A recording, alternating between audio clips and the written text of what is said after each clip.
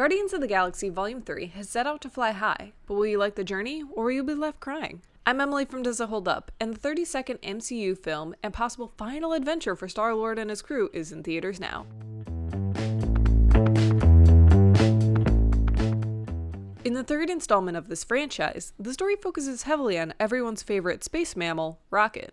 After an attack from Adam Warlock, the Guardians must venture to find the High Evolutionary and get some answers. Chris Pratt is back as Star-Lord in what must be his most impactful role to date within the MCU. He gives a great performance with a lot of emotion layered beneath the usual Peter Quill quips people have come to expect. He is joined by Dave Bautista as Drax, who was not the bumbling idiot he had become over his last two outings, but back to feeling more like the character we came to love all the way back in Guardians of the Galaxy Volume 1 in 2014. Pom Klementieff once again shows the audience why she's the perfect casting for Mantis. Vin Diesel as the voice of Groot is more the same, although there is a great moment late in the movie that will make your heart melt. Zoe Saldana returns to the franchise as Gamora, but doesn't really add anything, and her appearance even distracts from the main story at times. Karen Gillan is one of the standouts in this movie as Nebula, who shows so much growth from her first appearance that it's incredible to think she started out as a pseudo-villain. Newcomer to the franchise, Shakudi Uwuji as High Evolutionary is outstanding. A terrifying villain you can't help but to hate, not just because how the character is written, but because of Uwuji's portrayal. I haven't found myself thinking every time he was on screen that he was more King the Conqueror than the king we were given. Complexities that varied from solemn and endearing to extremely intimidating and scary.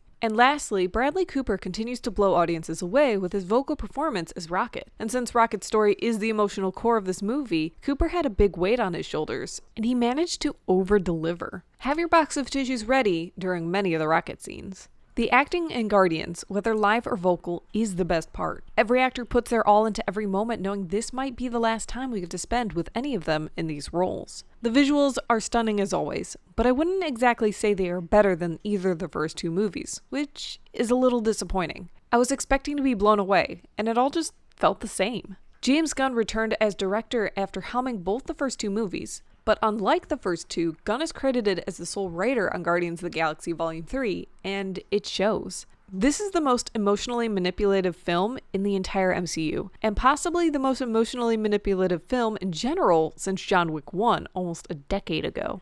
It feels like Gunn didn't know what to do with this story, so he went for what might have been the lowest hanging fruit possible to get us reinvested in these characters. And by the time the movie is over, you'll be asking yourself, what was the point of watching this supposed franchise ender?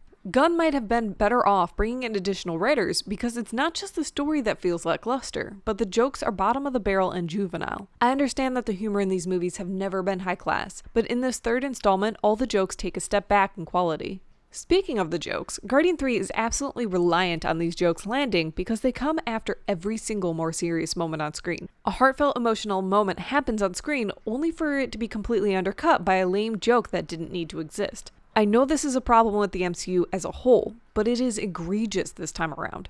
Gunn is a comedy writer and doesn't know how to let heavy moments play out and sit with the audience before having something funny being said or seen. So, although I should have expected this, I was hoping he would rein it in, just this time. I've been holding back talking about this as much as I could, but it's time. The movie focuses heavily on Rocket's origin, which is overbearing, and the constant flashbacks to CGI animal torture is torture to sit through. Yes, they are fake, but it doesn't take away from the visual of what is happening and knowing what is being portrayed. If there had been a shortened amount of the screen time dedicated to this, maybe it wouldn't have been so bad. But considering we flash back to Rocket's origin about every 15 minutes or so, it makes it hard to sit through. If you're an animal lover, you'll probably want to keep your eyes closed for a good portion of this movie. After writing this entire review and beginning to record it, I realized I hadn't talked about Adam Warlock, played by Will Poulter. I completely forgot he was in the movie. I assume Gunn forgot about him as well while writing the script, considering he shows up for what equates to around 10 minutes of total screen time. Will Poulter did a great job, and I wish we could have had more time with him. So that's just another reason why Gunn shouldn't have been the only writer.